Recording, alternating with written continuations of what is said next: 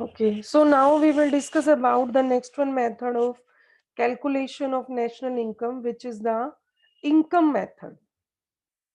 Now we will calculate the national income on the basis of the income of the people, कि लोगों को जो income मिल रही है, and लोगों को income कैसे मिलती है, on the basis of their factor services, right? And they just get or receive the income in the form of the factor payment, we can call. For the one person it is the payment, for another one person it is the income. So according to this method, simply the national income is mainly estimated in terms of the factor payment. जो मैंने आपको बताया था कि हमारे 4 factors of production होते हैं, land, labour, capital, entrepreneur. तो लैंड के लिए क्या मिलता है, रेंट. लेबर के लिए क्या मिलता है, wages or salaries, which is termed as the compensation of employees. Capital के लिए क्या मिलता है, इंटरेस्ट. एंड एंटरप्रेन्योर के लिए क्या मिलता है, profit. So simply sum total of all these factor incomes generated within the domestic territory of a country by the whole one, either the residents or the non-resident, it is known as the domestic income. और जब हम domestic में net factor income from abroad calculate कर देते हैं, it is known as the national income. So simply here the question arise, what do you mean by the factor income. तो factor income क्या होता है, which is mainly earned by a person by giving the services. कि वो अगर factor services provide कर रहा है तो उसके बदले में जो उसे पैसा मिला या जो भी बेनिफिट्स मिले, that will be known as the factor income. वो कुछ भी हो सकता है, इधर द वेजेस और सैलरीज फॉर हिज लेबर, इधर the rent for his land, interest for his capital, profit for his entrepreneurship. तो यहाँ पर मेनली चीज क्या आ जाती है, देखो कि फैक्टर इनकम में सिर्फ वही इनकम कंसीडर की जाएगी जो अर्न इनकम है. आउटस्टैंडिंग इनकम आप उसमें इंक्लूड नहीं करेंगे जो अर्न नहीं है. ओके, वो ऐसी इनकम को ऐड किया जाएगा जिसकी सर्विस अभी आप दे चुके हैं. जो सर्विस आपने दी नहीं है, that will not be considered under the head of the income method in order to calculate the national income. जैसे कि ओल्ड एज पेंशन हो गई, कि वो सीनियर सिटीजन को मिल रही है, but that is not the earned income, that was only the donation or the help by the government. तो इस तरीके की कोई भी means the one sided payment, transfer receipts or transfer payments will not included in the national income.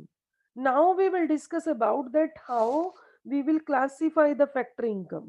तो factor income mainly किस में आ जाएगा, देखिए mainly there are the 4 factors: land, labor, capital, entrepreneur, and the 4 it will get the 4 things in return of that.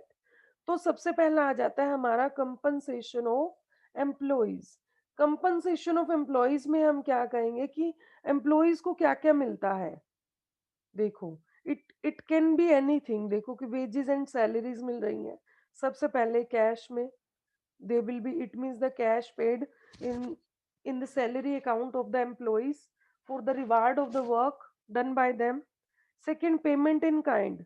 Kind means किसी another तरीके में, जैसे कि उनको कुछ फैसिलिटीज प्रोवाइड की जा रही हैं, जैसे कि रेंट फ्री अकोमोडेशन दे दी एम्प्लॉइज को, एम्प्लॉयर ने दे दी. देन एम्प्लॉयर की जो सैलरी होती है एम्प्लॉइज की, उसमें और भी बेनिफिट आते हैं. क्या बेनिफिट आते हैं कि एम्प्लॉयर का सोशल सिक्योरिटी में contribution, it means the provident fund account. एक पीएफ अकाउंट बनता है जनरली एम्प्लॉइज का, तो उसमें जो है एम्प्लॉयर अपना कंट्रीब्यूशन देता है on the behalf of employees, कि वो मिलता पैसा एम्प्लॉय को है, बट उसमें कंट्रीब्यूशन कौन देता है, एम्प्लॉयर भी देता है. That is also a part of the salary. After that the pension on retirement. अब एक पर्सन जब पूरी अपनी सर्विस कंप्लीट कर जाता है, it is not the old age pension. इसमें क्या होता है, पूरी सर्विस कंप्लीट करने के बाद जो एक पार्ट सैलरी का सेव हुआ होता है, that is mainly provided to the employ. So these are the entire 4 will be termed as the compensation of employees. Second one is the operating surplus. Operating surplus means operating में हमने rest बंदा 3 items will be included, the rent, interest and profits. और यहाँ पर देखिए mainly क्या होता है, एक बिजनेस, एक ऑर्गेनाइजेशन, एक कंपनी जो उसके प्रॉफिट्स होते हैं उसको किन पार्ट्स में डिवाइड करती है। अब उन प्रॉफिट्स को देखो 3 चीजों में यूज किया जाता है। एक तो उसकी हेल्प से टैक्स दिए जाते हैं, एक उसकी हेल्प से डिविडेंड दिए जाते हैं, और कुछ पोर्शन ऐसा भी होता है जो एक कंपनी के अंदर अनडिस्ट्रीब्यूटेड फॉर्म में भी एग्जिस्ट करता है। तो यहाँ पर हम प्रॉफिट के फर्दर पार्ट्स क्या स्टडी करेंगे, dividends, corporation profit tax, undistributed profit. Dividend में मेनली क्या आ जाता है कि ये वो पार्ट होता है प्रॉफिट का जो शेयर होल्डर्स को दिया जाता है, जिन्होंने शेयर्स खरीदे हुए हैं, that is the distributed profit, वो बट गया। सेकेंड आ गया टैक्स, तो ये वो पार्ट हो गया प्रॉफिट का जो गवर्नमेंट को टैक्स की फॉर्म में दिया गया है। थर्ड रह गया अनडिस्ट्रीब्यूटेड प्रॉफिट। तो अनडिस्ट्रीब्यूटेड कौन सा रह गया, इन दोनों को पे करने के बाद जो रेस्ट वन अमाउंट रह जाता है किसी कंटीजेंसीज एक्सपेंसेस के लिए, that is known as the undistributed profit और द कॉर्पोरेट सेविंग्स। अगर आपको क्वेश्चन में ओनली कॉर्पोरेट प्रॉफिट दिया होता है, इट मींस द तीनों चीजें उसमें इंक्लूड है। बट अगर आपको ये तीनों चीजें सेपरेट दी जाती हैं तो प्रॉफिट कैलकुलेट करने के लिए आपको इसको ऐड करना पड़ेगा। एज लाइक सिमिलर, अगर आपको कंपनसेशन ऑफ एम्प्लॉयज दिया जाता है तो इट मीन्स ये चारों चीजें उसमें इंक्लूड है। अगर आपको ये चीजें अलग अलग से दी जाती हैं, so in order to calculate the compensation of employees you will have to add it all these four items also. Rest one, the third one thing is there, that is the mixed income. अब mixed income देखो, जो ऊपर हमने income study की वो किसके लिए की, जिस बंदे ने, जो लोग अर्निंग कर रहे हैं, they are providing their services to the another one. अब कुछ लोग ऐसे भी होते हैं जिन्होंने अपना बिजनेस खुद ही खोला हुआ है, जिसमें वो अपना लैंड, लेबर, कैपिटल, एंटरप्रेन्योर सब कुछ खुद ही यूज कर रहे हैं अपना, अपनी हाउस होल्ड प्रॉपर्टी को वो एज ए लैंड यूज कर रहे हैं, पैसा भी अपना लगा रहे हैं, काम भी खुद ही कर रहे हैं, एंटरप्रेन्योरशिप भी खुद ही कर रहे हैं। तो वहां पर उनको जो इनकम मिलती है वो मिक्सचर हो जाती है, वेजेस, रेंट, इंटरेस्ट, प्रॉफिट। तो हम उसको, that's why we just call it the mixed income, कि वहां पर अलग से wages, rent, interest, profit calculate करना पॉसिबल नहीं होता। द रीजन कि उन्होंने फैक्टर ऑफ प्रोडक्शन मार्केट से हायर ना करते हुए खुद ही यूज कर रहे हैं। So that is included in the mixed income.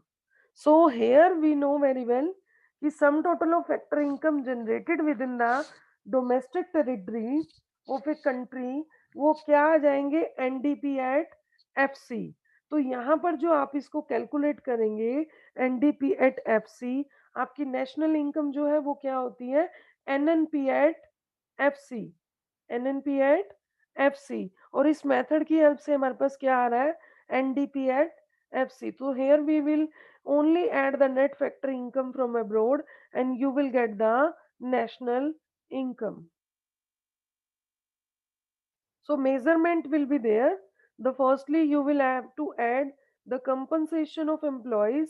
तो compensation of employees में आप ऑपरेटिंग सरप्लस ऐड करेंगे और मिक्स्ड इनकम, ये तीनों किसके बराबर आ गए, एनडीपी एट एफसी। इसमें हमने क्या ऐड कर दिया, net factor income from abroad, it will be NNP at FC, compensation of employees, operating surplus, mixed income, net factor income from abroad will be equivalent to the NNP at FC. It means our national income. और operating surplus क्या होता है, rent plus interest plus profit.